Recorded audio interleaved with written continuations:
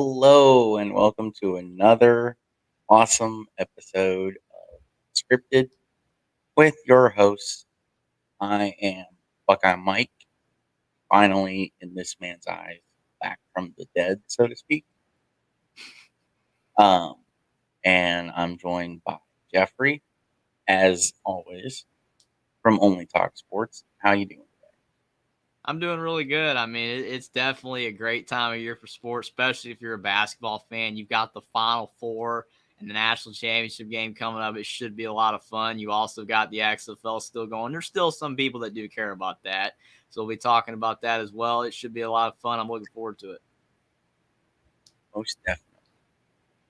So today we're going to cover briefly the XFL and both sets of Final Fours with our championship predictions. Just because we will not be back on air together until after the games. So, oh yeah, and we have a little surprise too. So to start here, we've got XFL picks for week 7. So our opening game is going to be Friday, Saturday. I Anyway, think it's a Friday night game, I think. yes, Friday. Um, we got Seattle Sea Dragons at the Arlington Renegades, freshly off getting rid of Kyle Slaughter or Slaughter. Um, that was a bad move. That was a big mistake. You guys suck as it is. Um, Ben DiNucci is approaching 1,500 yards, I believe. I think he might be past it. Maybe it's coming up on 60. Mm-hmm. I kind of lost track. um, just being busy with other events. Um, Seattle's offense is just insane. Like, Mm-hmm. as much as I want to lean DC versus St. Louis for the playoffs, it's probably Seattle DC. As much as I don't like it. So I think Ben DiNucci's going to show up again. He's going to ball out, and I think it's going to be a Seattle win here. I got Seattle 34, Arlington 10. Mm-hmm. Yeah, I think you look at this game right here, to your point, Seattle's a great offensive team, but they're turnover prone. Ben DiNucci right now has 11 touchdowns and 8 interceptions right now. That's not good. That's way too many interceptions. The yards are great. Over 1,500 yards. He's leading the league by at least 200, 300 yards passing. He's doing a great job there. Josh Gordon, I know some people question the fact that on some routes he just stops, and doesn't go after the ball and it gets picked. So some people are saying it's not DiNucci. It's partly Josh Gordon not making as much of an effort as he should. I think it's a little bit of problem both ways, maybe some communication issues. But overall, I think that Josh Gordon, when he goes after the ball, he is a really good receiver. And I do think that Ben DiNucci, when he's not turning the ball, because he does fumble sometimes as well, when he's not turning it over, he's a really good quarterback and one of the better ones in the league. I think that Arlington getting Louis Perez is a big addition. I think Louis Perez has the potential to make them a better team. I think that Arlington has a better overall team than Vegas, which could help out Louis Perez. I don't think they should have got rid of Kyle Slaughter. They should have kept him, but they got rid of him. They still have Drew Plitt, and now they got Louis Perez. So Louis Perez probably will be the starting quarterback. I do think that he will make their offense better because he is solid. He actually has pretty decent numbers this season outside of the few picks he's thrown as well. They're not bad numbers.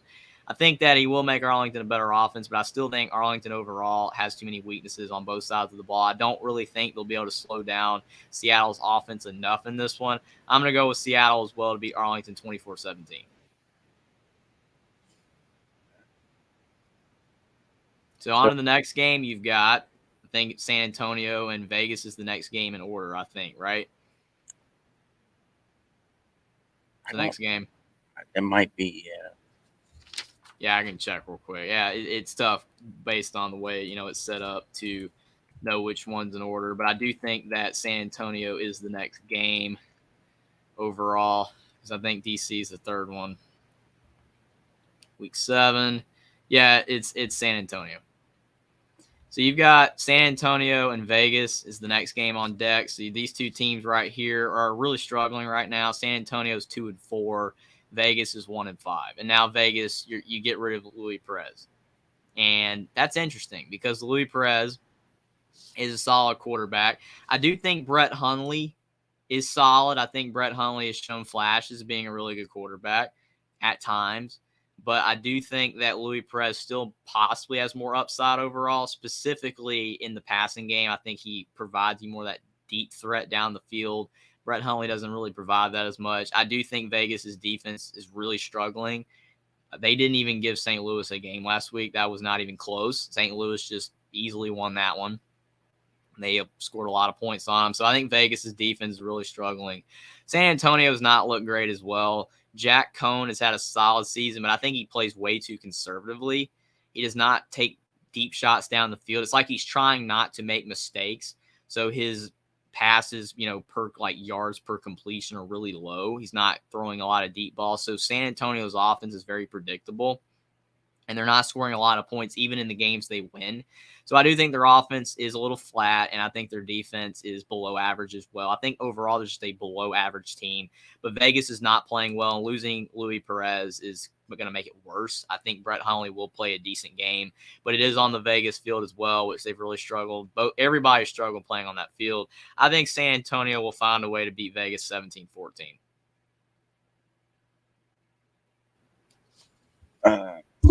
Yeah, I know Vegas won the Tank Bowl, but I just don't.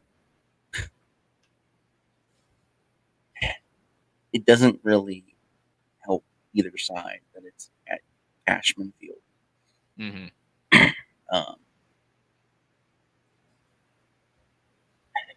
San Antonio is a better built team here, so I think between Vegas and Orlando, we have our two. Don't pick them unless forced to pick one or the other kind of teams here. So I know it's week 7, and I know this is the vibe going around, but relocate Orlando, relocate Vegas, because relocate and rebuild because it just got off. I don't even really think you have to relocate. I just think you got to fix the team, get new players. I mean, specifically like with Vegas to relocate, yes, go to a new field, but you don't have to leave Vegas either. I don't think.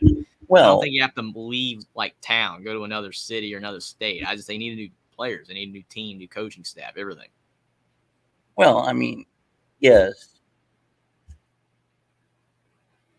because the Orlando Stadium's good. Camping World Stadium is really good, and it holds a lot of people. And you saw the crowd at the beginning of the season. Orlando, it had people there. It's just since Orlando is bad, the team's bad, they're not getting people in anymore. But I think that field's fine. It's just overall the team's horrible, so you're not going to bring in people.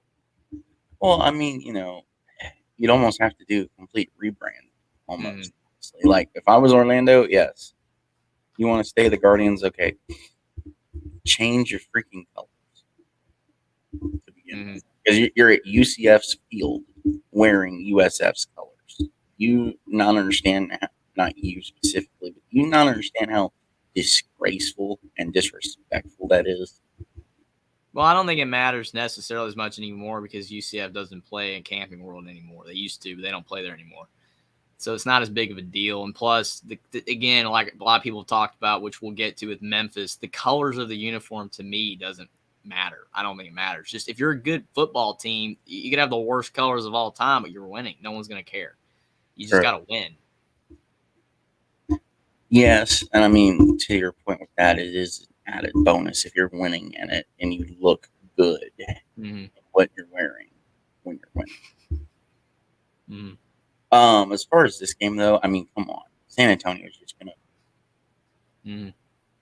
to B-slap Vegas all day. It's obvious. Now, does that, because when somebody says, you're going to B-slap somebody, usually equates to a lot of points. Well, you're playing on a cashless, crappy field. I mean, it's literally painful. So in this case, I think the B-slapping is going to happen at the line of scrimmage, but it's not going to equate to a bunch of points for San Antonio. But I'm still going to go San Antonio here, 26 to 12.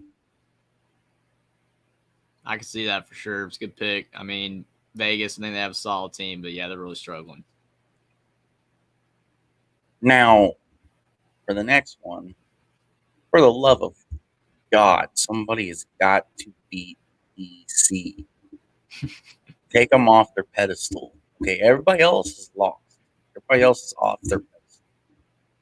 Yeah, you've got good, okay, and garbage teams that I take out to the dumpster every week.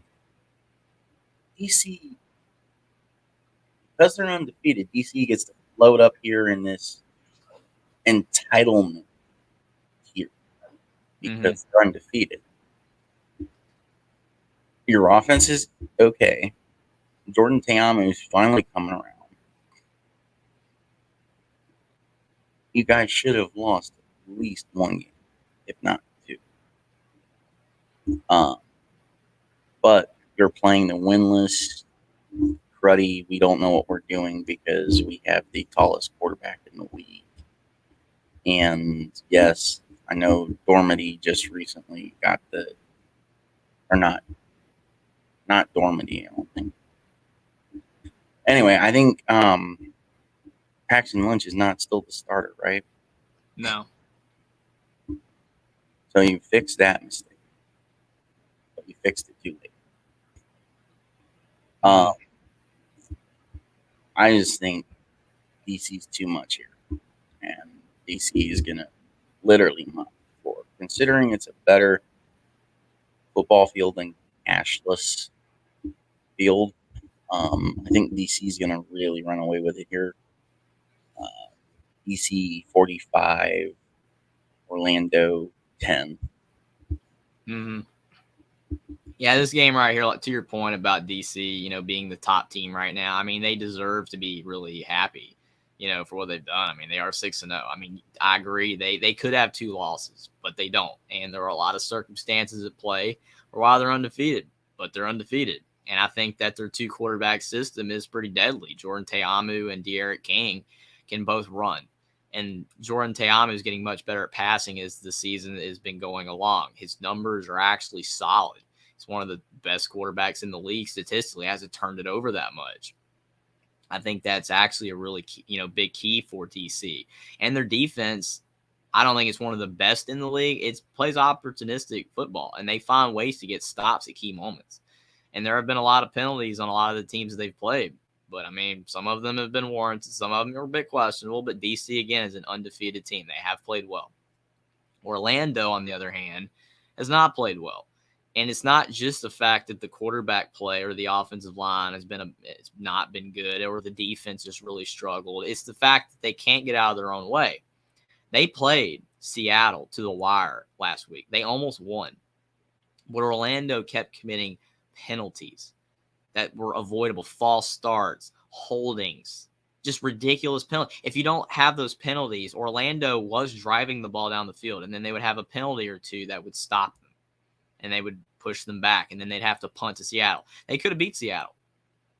I actually think Orlando, since they made the switch from Paxton Lynch to Quentin Dormady, they're better. Because, see, the problem with Paxton Lynch, you look at his numbers. Paxton Lynch's numbers are not bad.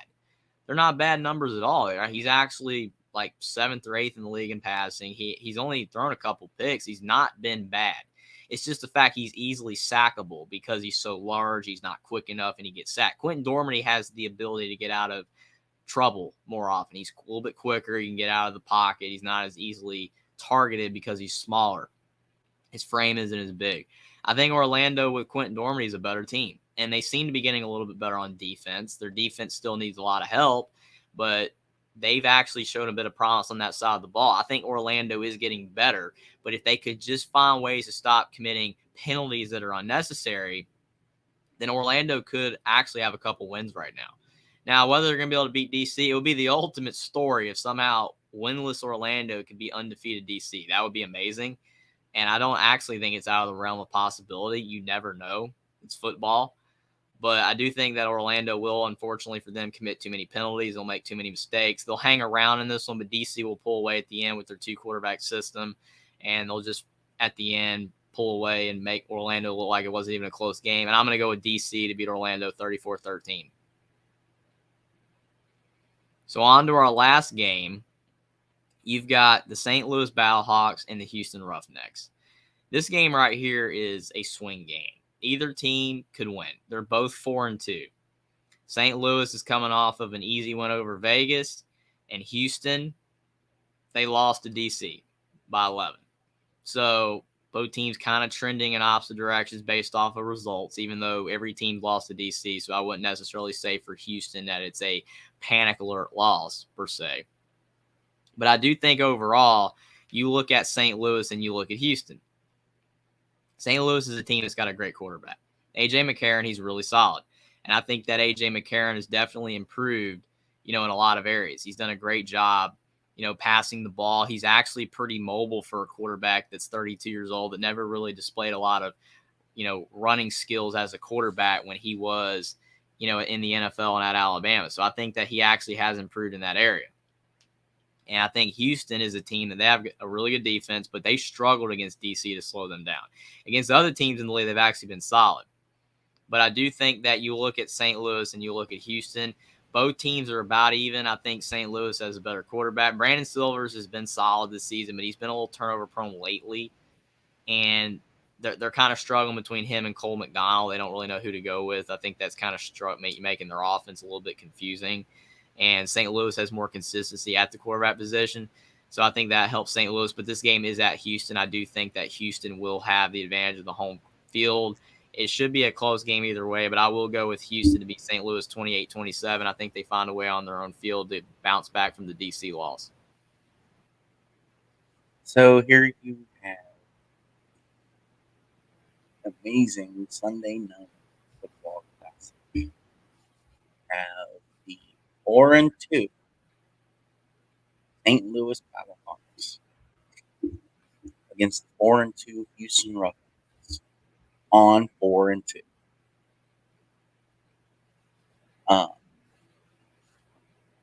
As you stated,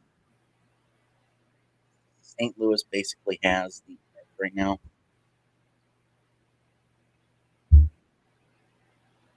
In the quarterback specifically, I think overall they kind of have more of the edge in this. Be a good game. Last I heard, Houston was leaning towards going with McDonald. Try to see if that'll make a difference.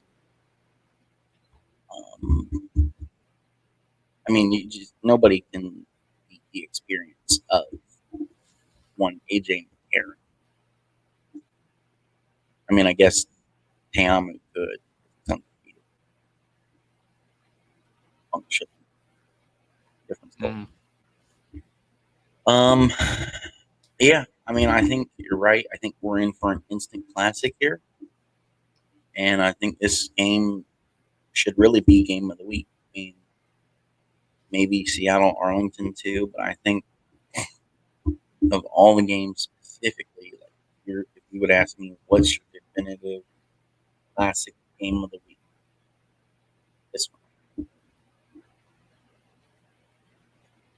I think St. Louis is going to edge this one out. Mm-hmm.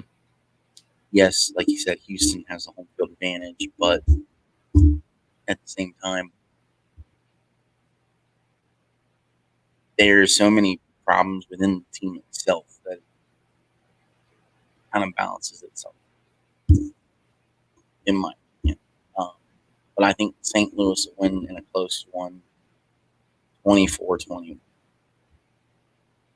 It's a good pick. So we picked the same on all the three prior games, but got St. Louis and Houston were differentiated on. So I got a 3-point lead in the standings. So if you get that one right, it'll be down to 2. So it's not out of the woods yet. Should be interesting. But I'm looking forward to the XFL this week. I mean, obviously, again, a lot of people struggling to find interest in it because, the quality of football is not the NFL.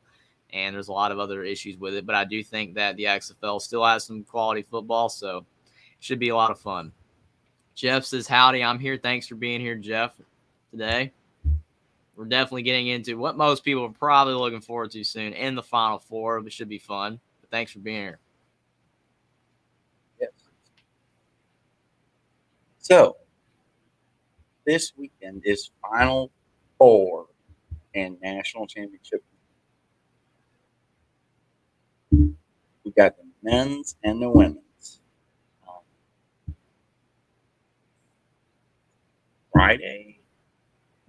Saturday and Monday. The men's. Friday and Sunday are the women's. Yep. So, you got LSU and Virginia Tech, first women's game, and Iowa, South Carolina, second. Mm-hmm. I seriously think we're most likely going to get an all SEC national championship in Dallas for the women's. Because the way LSU plays all around, they're really good. Obviously, nothing compared to their SEC counterpart in the other Final Four games. I think South Carolina overall, even out the SEC, sits on top tier fights. And I think they earn and have that right. But I do think the way that LSU plays basketball with ball movement, spreading the ball around, making sure everybody gets a touch, and just like cohesiveness that they have on offense, be really good.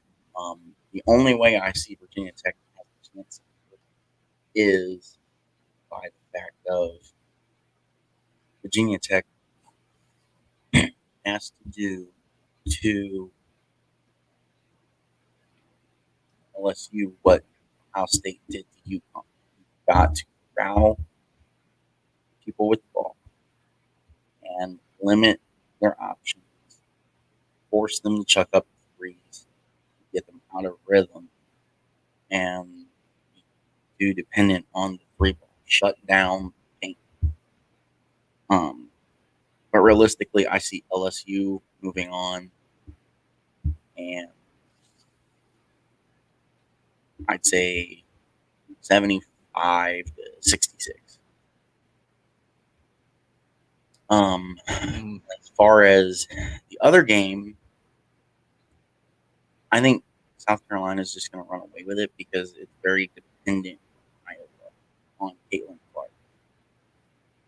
Now, as we've stated multiple times before, Caitlin Clark is a incredible women's basketball player. I've never seen anyone this good since Katie Smith played bowling. And that's not a shout out because she did go to the same high school.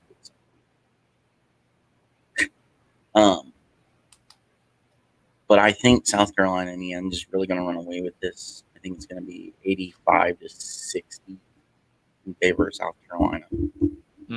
I just don't see Iowa having enough overall and enough defense to really make a game of this. I think we're going to see UConn men's style game here. Yeah, I think looking at these two games, you look at LSU and Virginia Tech. Both have had great years, in women's basketball. I think Virginia Tech, they have a lot of talent, but LSU has star power. Angel Reese is a great basketball player. She transferred from Maryland. to LSU. I think that she'll have a huge game. I think LSU all around is a more balanced team, and they should be able to handle Virginia Tech on the inside and on the outside. I think that they'll find a way to win as well. Probably 70-65. I think it'll be a close game, but LSU probably has a little too much. Now, South Carolina, Iowa, that's the headline game. Both games are great, but South Carolina, Aaliyah Boston's a fantastic player. I mean, she is a great scorer, and it's going to be very difficult for Iowa to be able to slow her down. She'll probably have 30. And on the Iowa side, Caitlin Clark will have to have 40 to win, 35, 40 points, which she can do. We've seen it before. So if she has a big game like that, Iowa can win. They're never, out of a game if she's on fire, if she's hitting shots. They're going to be in the game. But I do think that South Carolina has too much, offense and defense as well. If they're able to limit Caitlin Clark to at least 25, 30 points, then South Carolina should win. I'll go South Carolina 80-72 over Iowa as well. Yes. And then, so for the men's Final Four, we got UConn and Miami, San Diego State. Now, the game, I believe, is the first game. San Diego State FAU, it's really a toss-up. I mean, it's got FAU being the Cinderella. And San Diego State, realistically, based on the size of school that they are and the conference that they come from currently, also, you could almost list it as Cinderella. But FAU definitely the Cinderella here. I don't know. It's a toss-up. I mean, really, this game should be the closest game of the two. I don't want to spoil the second pick, but I do think UConn's just going to run away with that second. So I'm going to say San Diego State. It's the win here. We're looking at like 70-68 type game here. But and then UConn, like I said, I think UConn's just going to run away with it. Wear down Miami and not pull a Texas and leave room for Miami to actually come back. And I really need UConn to win this game for personal reasons. So UConn 85, Miami 67. Yeah, I think looking at these two games, obviously, San Diego State for Atlantic, everybody's surprised that they're here, and for good reason. Probably the whole entire Final Four is a surprise, but especially these two teams. And neither team wants to be labeled as a Cinderella. And I mean, if you want to be technical about it, they're kind of not because of where they're seated. San Diego State's a 5 seed. That's not a Cinderella.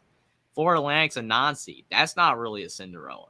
It's more of a Cinderella, but North Carolina was an 8 seed last year and made it to the national championship game. Was North Carolina Cinderella? No, because of who they are. It's North Carolina, and they're in the ACC. But in essence, neither of these two teams are really Cinderellas if you want to be technical about it based on seed line. Now, based on the fact of the teams that they are, the fact that they're not usually in this position, yes, they're Cinderellas, but it all depends on perspective. But looking at these two basketball teams, neither team plays like a small school. San Diego State is in the Mountain West, and I'm really surprised that they said that no team from the Mountain West has ever been to the Elite Eight before San Diego State. That's insane because that's a great conference, and it usually churns out high-level teams, but they've never been, this far. But I think what San Diego State has done is they've shown that they have depth. And you look at a basketball team. We talked about in the women's Final Four, Iowa's Caitlin Clark. And yes, they have other good players, but it's mostly her. You look at San Diego State's roster. Matt Bradley is their leading scorer at 12.5 points per game. That's it. You would think that with San Diego State, somebody on their team has to be scoring over 20 points per game. 12.5 points per game. Every other player on their basketball team averages from 5 to 9 points per game. That's insane. They have 8 guys averaging between 5 points and 9 points. So that's really good, because when you have a team like that is so talented with depth, they have so many depth pieces. You see San Diego State all game long rotating their players. They're rotating in and out. Keyshawn Johnson, all these other players that they have, Nathan Mensah, Darian Trammell, Lamont Butler, all these players are just moving in and out. Adam Seiko, all these guys, they can just mix and match whenever the game, is kind of changing back and forth. They can move pieces around and say, well, this guy's not really playing well for us, or it's kind of a mismatch here, but we can bring this guy off the bench, bring him in, and he'll match up better. He's going to be fresh and can really battle against the other team. I think that's what makes San Diego State such a deep and dangerous team, because of the fact they have so many players that can score. That's why they've made it this far, because they found a way to win all these games the way they have.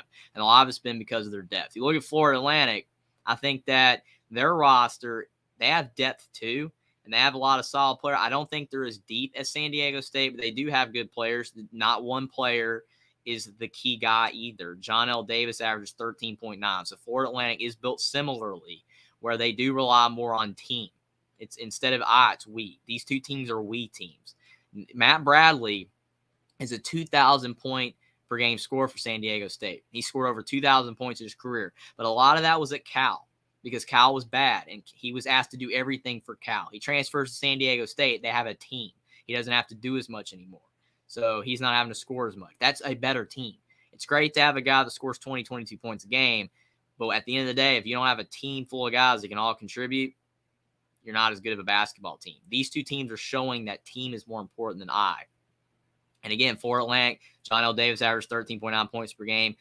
Elijah Martin averages 13 as well. Vlad Golden averages 10 points per game. He's 7 feet tall. He's going to give San Diego State fits, because Nathan Mensah is a really good center, but he's only 6'9". I think that Vlad Golden will be able to score over him, be able to rebound over him, but Mensah's tough, so it should be a battle down low. But I do think at the end of the day, San Diego State's depth will be too much for Florida Atlantic. Dusty May's a great head coach, and I think he will give Florida Atlantic a great chance to win, and they could win for all we know. But I do think San Diego State's depth will be too much. Brian Dutcher is a great head coach. It took way too long for him to become the head coach of any basketball team. He waited it out at San Diego State, waited many years for the other coach to retire. He got the job, done a great job. But I'm going to go with San Diego State to beat Florida Atlantic 69-65. I think it's a really close game. More of a defensive style game. It goes down to the wire, but San Diego State will find a way to win. The other game, Miami-UConn. Everybody's expecting UConn to run away with this one. And the only reason why is because UConn's been dominant. But I do think that might be a little bit premature, because, again, UConn's a basketball team that just 2 months ago, everybody was saying UConn is bad. UConn's overrated. They started 14-0. They've collapsed. Big East play. They can't win. They're almost out of the top 25. They're not even going to make the tournament. I heard people say this 2 months ago. UConn will miss the tournament this year. People said that. That was just complete ridiculousness. It's not true. UConn's a great team. A lot of people were, looking at what they last saw, and they saw a UConn team that couldn't score. They saw a UConn team that when they started the year 14-0, they just fell apart. I think you look at UConn now, well, they're back to the way they were playing at the beginning of the season. They are rolling. After they lost 7-9 in the Big East, they turned it around, had a great end of the regular season, lost to Marquette in the Big East tournament final, and then they've been rolling in the NCAA tournament. They've been on fire. They've been playing great basketball. And, they're a deep team as well. UConn is probably either the deepest team or the second, deepest team in the tournament. I would probably say they're the deepest, even over San Diego State. They have so much depth, and they're going to be a problem for Miami. Because Miami's a really deep team, too. They're probably the third deepest team. They have a lot of depth. And that's how they were able to win in the ACC, when Miami played North Carolina, Miami just kept throwing guards at North Carolina. And North Carolina, all they got is Caleb Love, R.J. Davis. They got wore out. And Miami just kept throwing guards at them. And they were able to score. And they won. But UConn's deeper than Miami. UConn has so many players on their team. They've got 9 guys that can all contribute. They brought in Hassan Jara from Texas A&M that was a 10 points per game scorer. He averages 3 for this team. He barely plays, but he's good. And when he comes in, he contributes when he's in, but he barely plays because how deep UConn is. Naheem Aline averaged 12 points per game at Virginia Tech. He's averaging 4 for UConn. Why? Because he's buried in the depth chart. They transferred into UConn because Dan Hurley told them, you want to win? You come to a team like this, you're going to win. You might not play that much, but you're going to be part of a team. And UConn's a team. They just had a rough patch for a while, but they're playing really good. But the issue is all it takes is one bad game and you're done. So UConn's been all dominant. We're saying, oh, they're the best team. They've got it by a long shot. They're easily going to win. Or what if they play bad? They did earlier in the year. They could have a bad game. Miami could get a 20-5 lead on them, and UConn can't come back. You never know because Miami could shoot the three. What if Miami starts the game and Isaiah Wong, Nigel Pack, Jordan Miller all hit a couple threes? And UConn's reeling and UConn's behind, and then they're trying to come back. What if Adama Sanogo picks up a couple fouls? I mean, you never know. Yes, Donovan Cleveland can come in, but you just never know what's going to happen in the game. To say UConn's going to run away with it, I think is a little bit premature, just based off the fact that UConn was the same team everyone was fading on down the stretch of the season when they weren't winning. But now they're winning now, and everybody's on their train, and with good reason. They are a great team. But I do think this game is going to be close because Miami's too good. Miami can shoot the basketball. The only way UConn's going to blow Miami out is if Miami can't make shots. If Miami can't make shots, then UConn can run away with this one. But Miami's been making shots all tournament, and they've been making their free throws. And they're just a talented team in their own right, and they're a deep team as well. They're really short, and they're going to have a matchup problem with Adama Sanogo and Donovan Cleveland. Both should have big games. But UConn, their guards are a bit slower than Miami's. I think Miami will be able to kind of have their way running around them, trying to get inside and get some tough layups and make some threes. I think it's going to be a really close game. I think UConn's a better defensive team than Miami, but it should be a high-scoring game because both these teams are so great at offense. But I will go with UConn to beat Miami 84-82. At the end of the day, I'm going to go with UConn, but I do think this is going to be a really close game that goes down to the wire. I think Miami's going to give them everything they can handle, but UConn will find a way. I understand what you're saying. It is the Final Four after all. So it's one of those weird things where it's like, okay, UConn's done. Miami just found ways to win. But it could be it's Final Four, so it's a completely different beast. Like FAU could end up upsetting San Diego State. My thing is, he's going to be that second game, and I do believe it's the second game.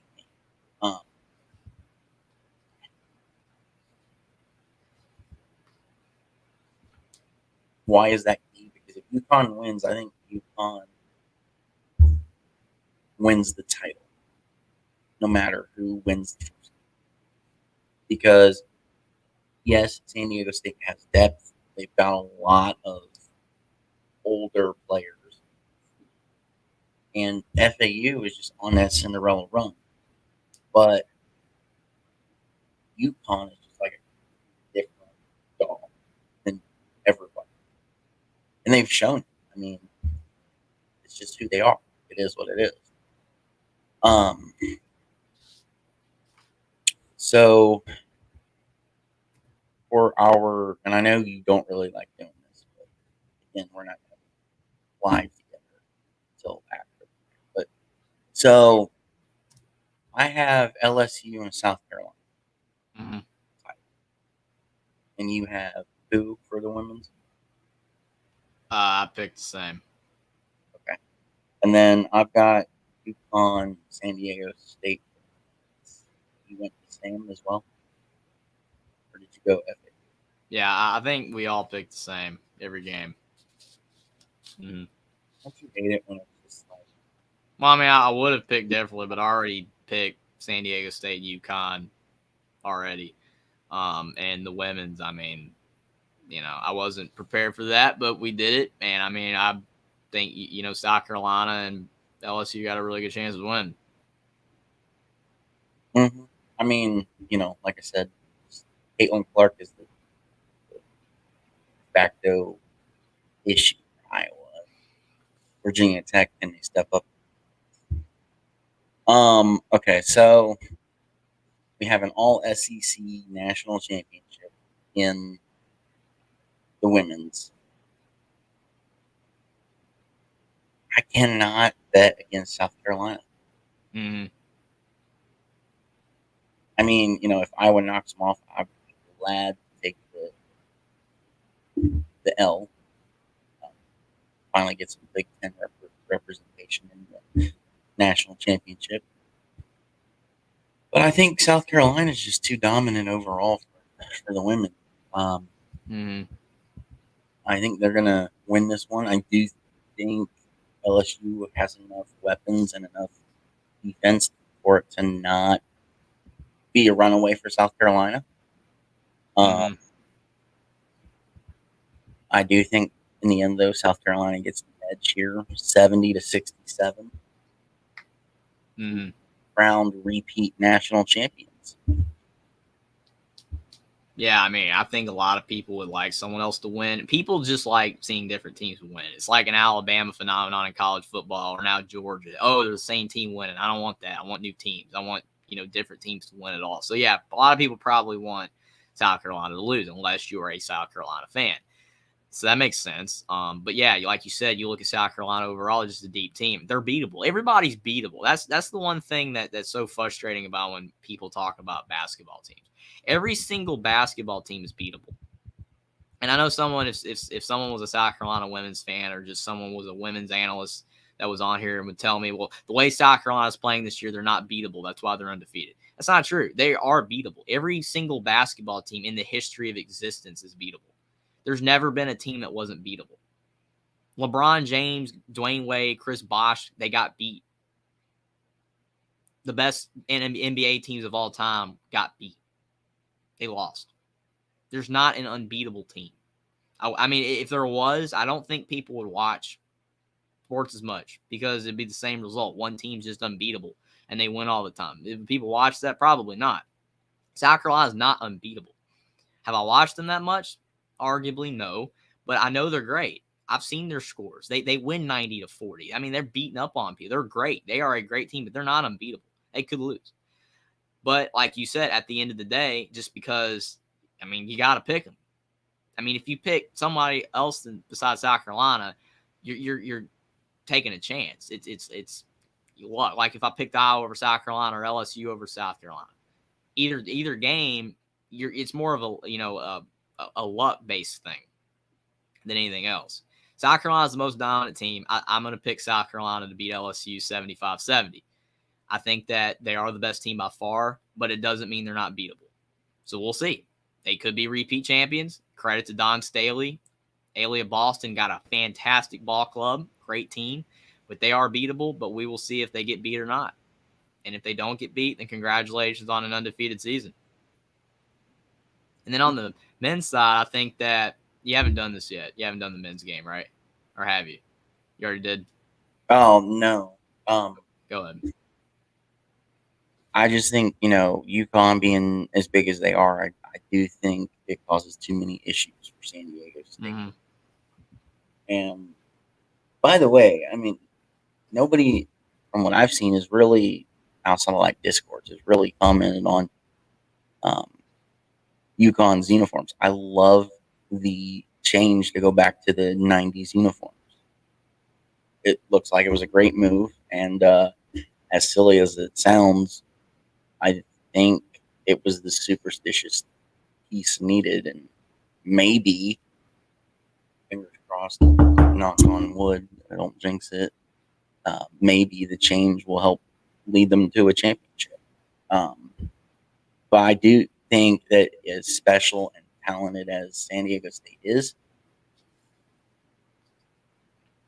I think UConn is going to be the one to win it here. I do think, roles reversed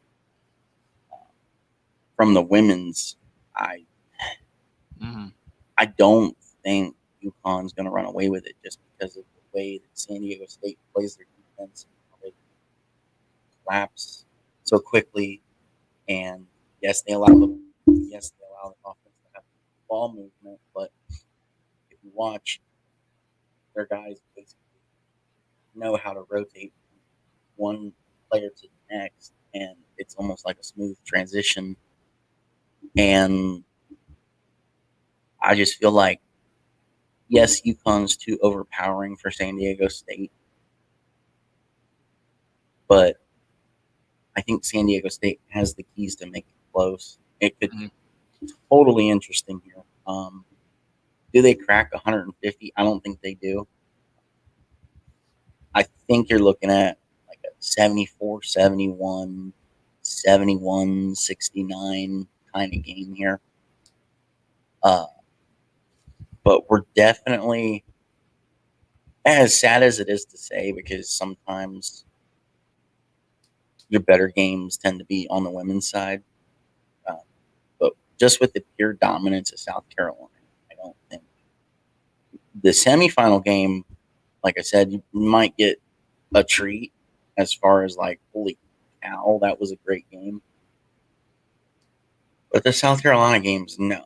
But I think, and it falls under with UConn as well. But I think this is the right matchup for UConn for it to be like, holy smokes, they're not just running away with it, blowing by everybody. San Diego State has the need to has what they need to give UConn some pressure here, and definitely should be interesting as far as the game itself. But yes, you're looking at like 74-71 or 71-69 type of game here. But I'm going to go with UConn. I think overall, what I said about South Carolina applies yet again for UConn. UConn's beatable, but they're even more beatable than South Carolina. And the reason why UConn is beatable is because all you got to do is look at UConn this season. I mean, again, they lost all those games in Big East play. They lost, to Marquette in the Big East tournament final. And Marquette lost in the round of 32 to Michigan State. Marquette beat UConn. So you could say Marquette's better than UConn at that time, but then Marquette lost to Michigan State. Marquette played a atrocious game against Michigan State. Kudos to Tom Izzo and the Spartans for getting that win. But if you watch that game, Marquette played awful. Just played a terrible game. Again, I'm just not completely sold that UConn is going to run away with either game. I think, obviously, to say UConn is the favorite to win the national championship for their 5th title is definitely an accurate statement. I mean, that is correct. Of all the teams left, they're the best team. They're the highest seed. But they're the best team left of the 4. But does that mean they're not beatable? No, they're beatable. They're definitely beatable. I think that if UConn advances past Miami, I think that San Diego State, you could say, is a worse team than Miami. So, yes, UConn, using that logic, should win. But you never know. I think San Diego State could give them everything they can handle because of the depth. But to your point, UConn's size will be a problem. I think that UConn, definitely has, like I said, I think more depth than San Diego State at the end of the day by a little bit. But the key for UConn, what the key is going to be for them, what's made them so dominant this tournament, specifically in the last 2 games that they beat Gonzaga and Arkansas by the amount that they have, is because they're making shots. They're making threes. And when you're making threes and you have 2 dominant post players, you're a great team. Because you look at a team like Indiana this season. If Indiana had shooters with Trace Jackson Davis, then Indiana suddenly becomes one of the best teams in college basketball. They're a top 10 team. But all year, they got decent shooting. They were decent at the shooting threes. They were not consistently knocking shots down. It made Trace do too much. You look at UConn. Adama Sanogo is a great player, but Trace Jackson Davis is better. But Adama Sanogo gets so much help because his teammates make shots. Jordan Hawkins is making threes. Tristan Newton's making threes. Joey Calcaterra's making threes. Alex Caravan's making threes. Andre Jackson's making threes. They've got a team full of guys making threes, but what were they not doing when they were losing games in the Big East? They weren't making threes. They couldn't make a shot. I watched it. It was hilarious, actually, because UConn went from 14-0. I'm saying it because it happened. UConn went from 14-0. They were unbeatable in the non-conference. They were ranked 2 behind Purdue, and everyone was saying they should have been number 1. And then Big East play hit, and they couldn't make a shot. They were missing everything. They were missing layups. I mean, they played St. John's, and they lost to St. John's, who did not make the tournament last time I checked. They lost to St. John's in January. And in that game, They were down by 15, and UConn missed 3 layups. Drove to the rim, rolled off the rim. Couldn't hit anything. St. John's won. Mike Anderson thought that he had a team that was going to make the tournament. Where's he at? Unfortunately, I love Mike Anderson, but he got fired. Now you got Rick Pitino in town. So again, what people last see is what dictates what you think. And back in January, UConn was a beatable team because they couldn't make a shot to save their life. Now UConn can't miss. I watched them against Gonzaga. Gonzaga was exhausted, too, because Drew Timme had 36 points in their Sweet 16 win over, I think TCU, that beat TCU in the Sweet 16, or it might have been the round of 32. I can't remember. But, yeah, whatever game he was in the Sweet 16, he had 36 points. He played great. They beat UCLA. That's what it was. They beat UCLA in the Sweet 16. He had 36 points. And in the round of 32, he had a big game as well over TCU. But he beat UCLA at 36 points. And then 2 games later, he has to play again. And what did Gonzaga not do against UConn? They couldn't make a shot. Julian Strother hit a big 3 to beat UCLA. UCLA should have won. And I guarantee you UCLA gives UConn a better game. They probably would have. But Gonzaga's found a way to win because Drew Timme sweated his life out of them. And they won by 3 points because Julian Strother hit a 35-foot shot that he arguably would not make in 15 more tries. He just hit it. Gonzaga goes to the next game. Julian Strother shoots 7 threes, misses them all. He's 0 of 7 from 3. Drew Timme goes from having 36 points to he's in foul trouble and he scores 14. And Gonzaga gets waxed by UConn. But you look at UConn. Made shots. Like I said, going through the list. Naheem Aline averages 4 points. He had 12 against Gonzaga. He hit 4 threes. That's a guy that's not even supposed to give you points. But he had 12 points. Joey Calcaterra, 3 threes. Alex Caravan had like 3. I mean, they were just knocking shots down. I mean, it literally, I'm telling you, if they don't make shots, they will lose to Miami. They will not win. As much as it's the size advantage, yes, Adama Sanogo is key. He's a great player. And I've always talked so highly about Adama Sanogo because of the fact that college basketball, you've had Drew Timme, you've had Trace Jackson Davis, you've had Hunter Dickinson, you've had Zach Edey, you've had Armando Bacot, you've had Oscar Tshiebwe. You've had all these guys that have made Adama Sanogo get overlooked. No one even talked about him until UConn resurged at the end of the season. He's a great player. But what made him better was that his teammates started to make shots, and it makes his life easier. He's just able to go down there one-on-one. He doesn't even get double-teamed anymore. You know why he's not getting double-teamed? Because his teammates are making shots. If his teammates stop making shots, Miami can afford to double him. And what will happen to him? He's not going to make shots. He's going to miss. So it's all going to come down to making shots. Adama Sanogo is not important to this game. It's about shots. Shots have to be made. Norchad Omier is a good player for Miami, but why is he so successful? He's 6'7". He should be able to be stopped by all teams. But like when they played Indiana, Trace Jackson Davis was on him, but you couldn't double team Omier because Miami was making threes. You had to guard the 3-point line. And then when you guard the 3-point line, the shooters drive into the lane, and then they're laying it up. And Trace Jackson Davis is getting dragged out to the free throw line because Omier comes out. It literally is fundamental basketball. You've got to make shots, and if you're not making shots, you got to get to the rim. And if you're making shots, then you can get it to your center one-on-one. So if UConn's making threes, they'll win. I think that it doesn't matter what San Diego State does. It's all about what UConn does. San Diego State can guard as hard as they can. Nathan Mensah can do everything he possibly can on Sanogo, but it's not going to matter if UConn's making shots. So based on what UConn's done, I will pick UConn to win it all here. I will pick UConn to beat San Diego State 72-67, but I'm not confident in it like all the other people that are saying that it's going to be easy and that they're going to dominate and blow them out. They could blow both teams out. Who knows? But if UConn does not make threes, then they're way more beatable than South Carolina women's because they've been making shots this tournament. And all it takes is one game where they're not making shots and they go down. But I will pick UConn to win it all. But it should be a lot of fun. I'm looking forward to it. But I don't think it's going to be a runaway.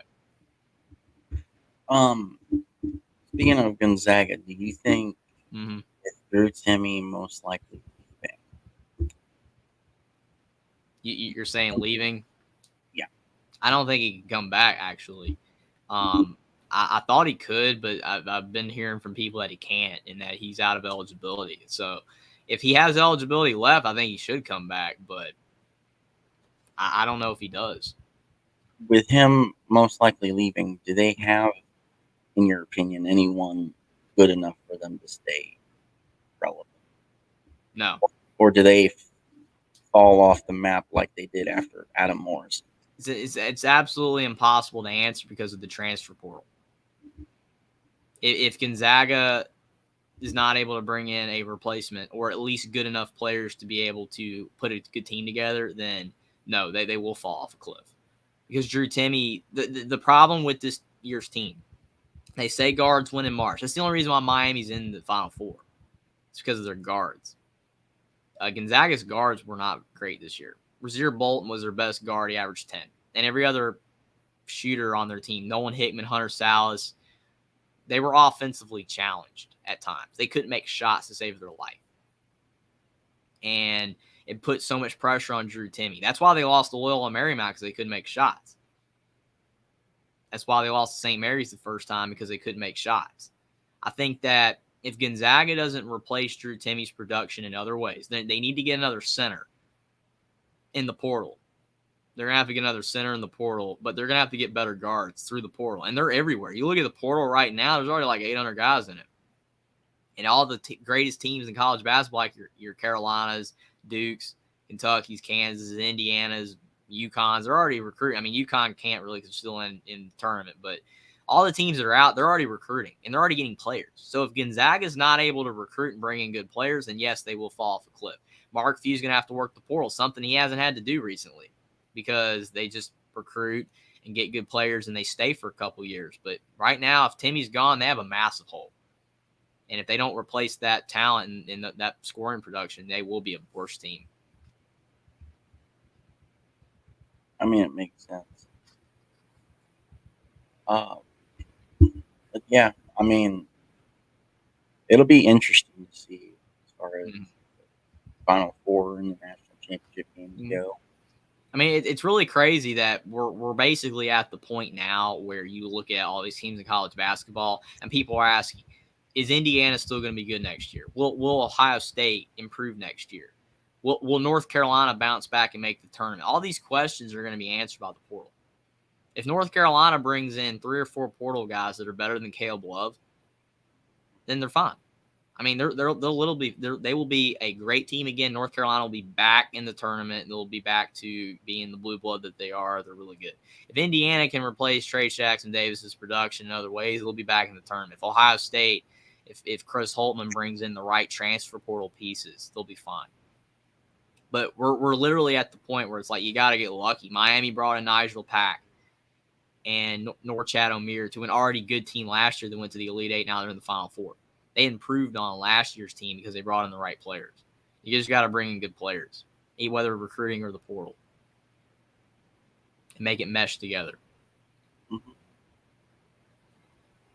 I mean, so I wrote down all the picks, and not including the championship games, even though we both picked this, because that one is those are up in the air. The weekly pick'em record is really going to come down to St. Louis and Houston, because that's the only out of all the games that we differ. Yeah, I don't mean to pick the same. It's like with these games, I mean, it's kind of hard to pick South Carolina to go down, even though I could see it. You know, I mean, it could happen, but it's hard to pick it. I could see UConn going down, but it's hard to pick it. You look at the XFL. I mean, you could pick Arlington over Seattle, but it's hard to see it. You could see it happening. I could even see Orlando being DC. I mean, nothing's out of the realm of possibility. I mean, you think about Fairleigh Dickinson beating Purdue. Anybody pick that? Probably 2 people on planet Earth picked that. But it happened. So nothing's out of the realm of possibility. No one picked Alabama lose to San Diego State more than likely, but they lost. So it's just tough to pick games. That's what makes sports fun, because you don't know. When it's predictable, that's what people are having an issue with the college football playoff. Because it's Alabama, Clemson, Ohio State, Georgia, maybe another team or two every now and then, and it's predictable. That's why when TCU beat Michigan, it was cool. because TCU like, wow, TCU won a game. They're actually good. And then they get waxed by Georgia. And then it's like, okay, well, that makes sense. It's unfortunate, but that's why football, the talent gap is just large. In basketball, you don't need talent to win. That's why San Diego State and Florida Atlantic are in the Final Four. You don't need talent to win. You have to have good enough players that listen to their coach, that play a style of basketball that's really capable of beating almost any team that you play. And then you have to play well game in and game out. Alabama was everybody's pick, a lot of people's pick to win it all this year. But what happened? Brandon Miller went 3 for 20 against San Diego State. If Brandon Miller was a football player, if he was a star running back for Alabama behind a great offensive line, Brandon Miller is going to have a good game if he was a running back because he's just going to run up the middle. He's just going to Mack truck the D line. He's going to blow past everybody, and he's going to score a touchdown. After touchdown, he's going to win. But in basketball, you could be the most talented player in the world, but you can't make shots that game. That's why March Madness is different than football. You can have a non-talented team and win. Princeton beat Arizona because Arizona couldn't make shots. Kirk Creasy was missing threes. Azuolas Tubelis had an off game. They were terrible. But Arizona was everybody's pick to go to the Final Four after they beat UCLA. I mean, you have to have a good game every game. All these teams that are in the Final Four have done that. And really, San Diego State didn't have a good game in the Elite Eight. They beat Creighton at the end by 1 on a questionable ending. That game could have gone either way. I mean, that literally could have gone either way. Both teams were awful. They were tired. 57-56. So you just got to win. You're here because you win. You play good enough to win. But in football, it's different. That's why basketball, March Madness, is one of the greatest, sports ever because, the tournaments, it's one of the best tournaments of all time. Even if you're not, a basketball fan, because the way it's set up, every team has a chance. And basketball is so unpredictable because a great team could have a bad game. That's why it's awesome. I mean, as weird as it is to say, the only way I see South Carolina going down is if somehow Virginia Tech beats LSU, because I think Virginia Tech could probably give South Carolina a little bit better of a game. I mean, just because of the way their defense is so ball collapse and don't let spread the floor. I mean, it's like Iowa. I mean, again, if Caitlin Clark has a 40-point game, they can beat South Carolina. I mean, she could. And she gets enough contributions from her teammates. They could beat South Carolina. I actually think they're the best matchup possibly. But if they slow down Caitlin Clark, it's over. No chance because she has to score 40. So it will be interesting for sure. But I do think all these games should be really fun. I'm looking forward to it. Should be awesome. But I do think that, again, with March Madness, it's so much more unpredictable for the most part. That's what makes it awesome, and it should be a lot of fun. Okay, so now for our final 2 spots. We're going to talk about some god-awful uniforms. To your point, yes, if you're winning, nobody cares about the uniforms. It's just a bonus. Look good in what you're wearing while you're winning. But okay, here's the thing. Okay, so you see the design from and there's the design for Pittsburgh. Memphis was basically like, hey, you know what? Let's be lazy, and we like what Pittsburgh has, so let's just copy Pittsburgh, but with different colors. There was a prediction format for Memphis's uniforms. I saw at one point was basically an all blue home uniform or jersey. I mean, with like gray pants, and I was like, I like. It's not like the best, but I do like it. My paranoia falls with the shoulder pad stripe. I do not like it. I cannot stand the stripe on the shoulder pad at all. To me, it ruins the jersey and it makes it look.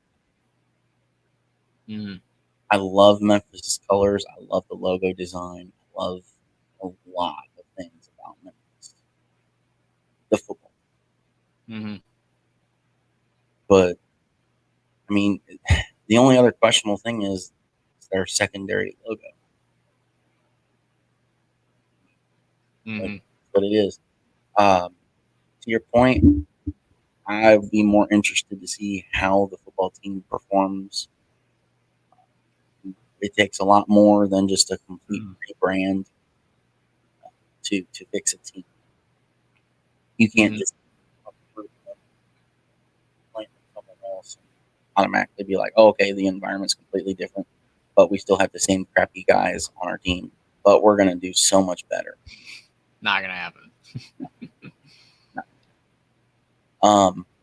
So as far as Memphis, I would rate the uniforms 6 out of 10. I would honestly give Pittsburgh a 7 out of 10, Mm-hmm. just because they did it first. Now, for me, the thing with Pittsburgh is I like that you went with the city colors. Why didn't you use the same format that the Steelers use? What is with this? Like, that's the other thing I don't like. Okay, it's like you could take the jersey, make the home jersey yellow, and make the pants black. You could invert the colors instead of black and yellow, yellow and black. Even that looks better than this junk on the screen to me.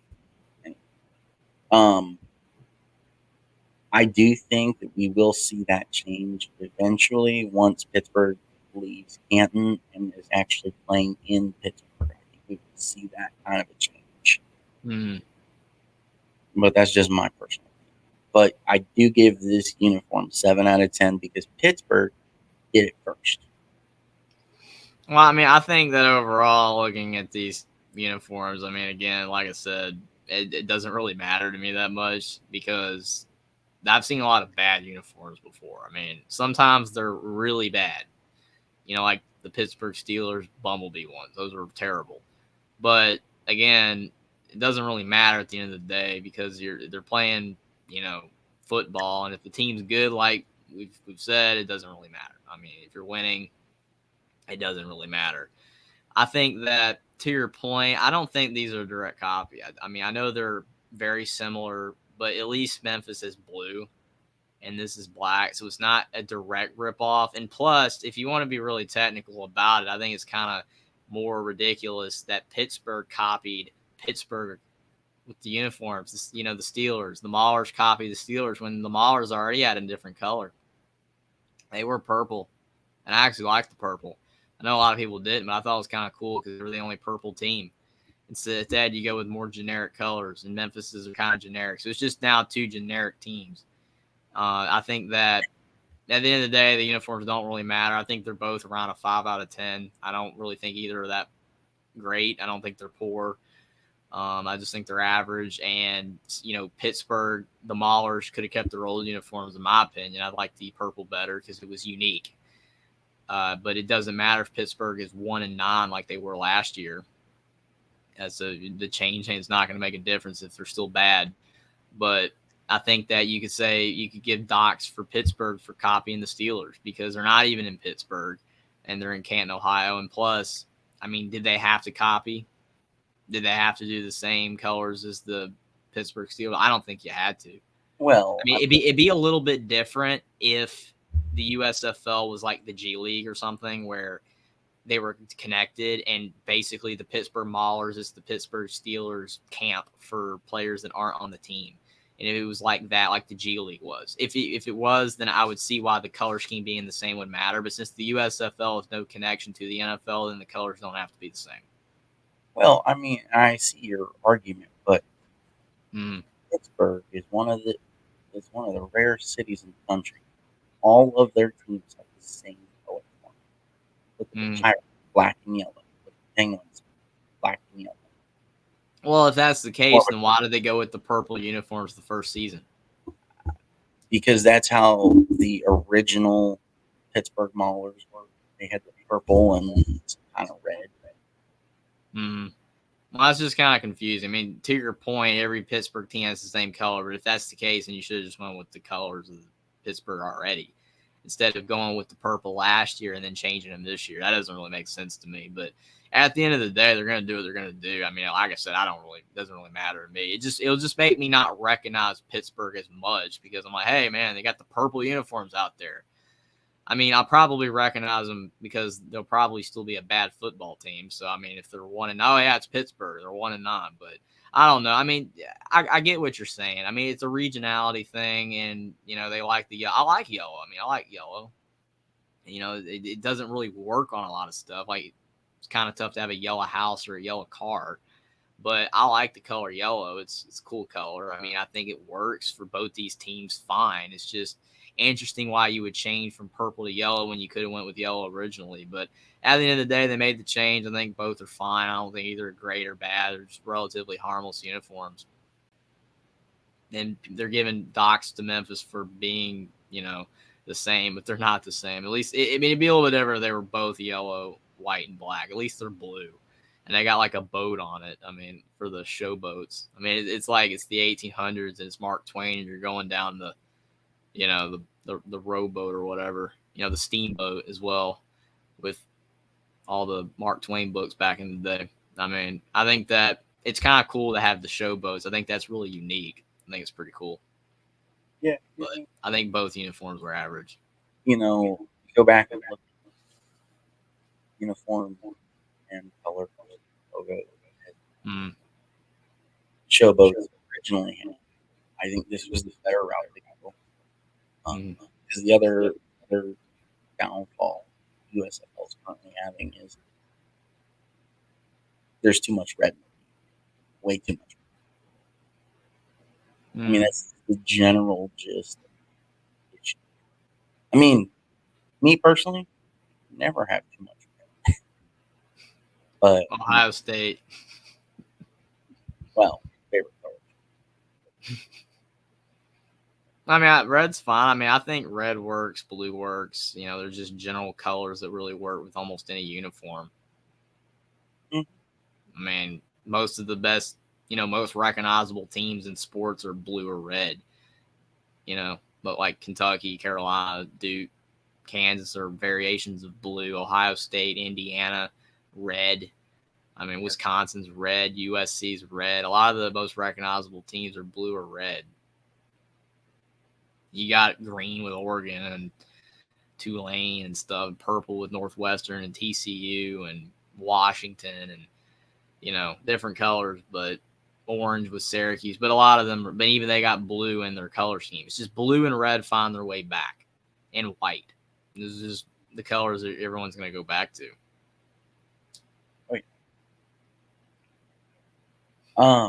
But yeah, so should be an interesting week. Definitely a lot to look forward to.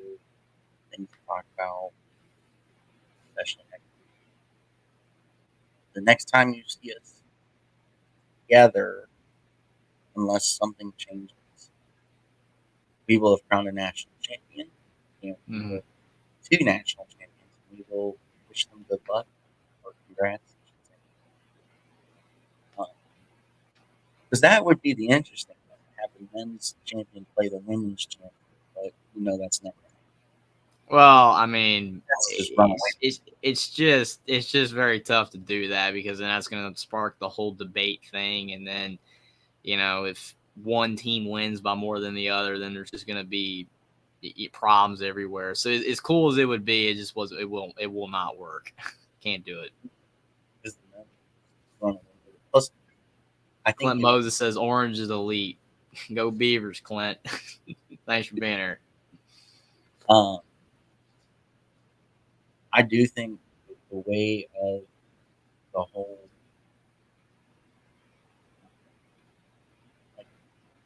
it's just weird to think about in a sense because, how would you play defense? How would you call foul? There's just too much.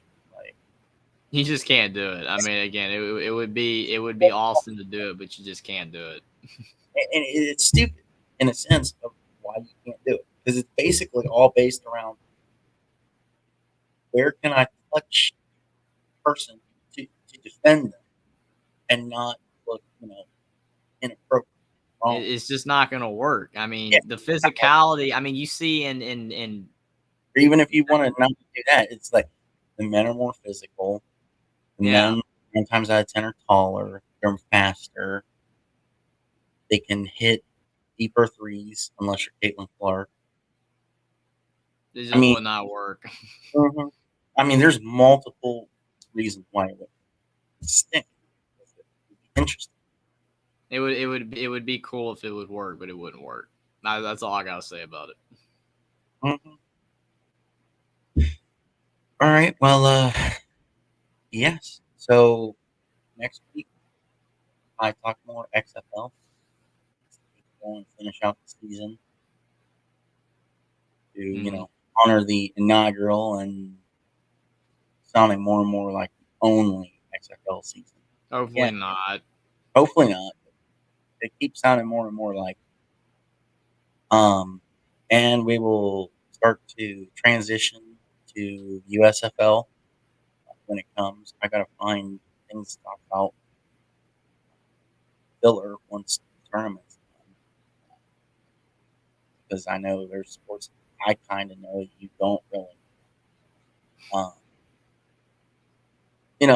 there will be a point where we have shows like this again with NBA playoffs right around the corner.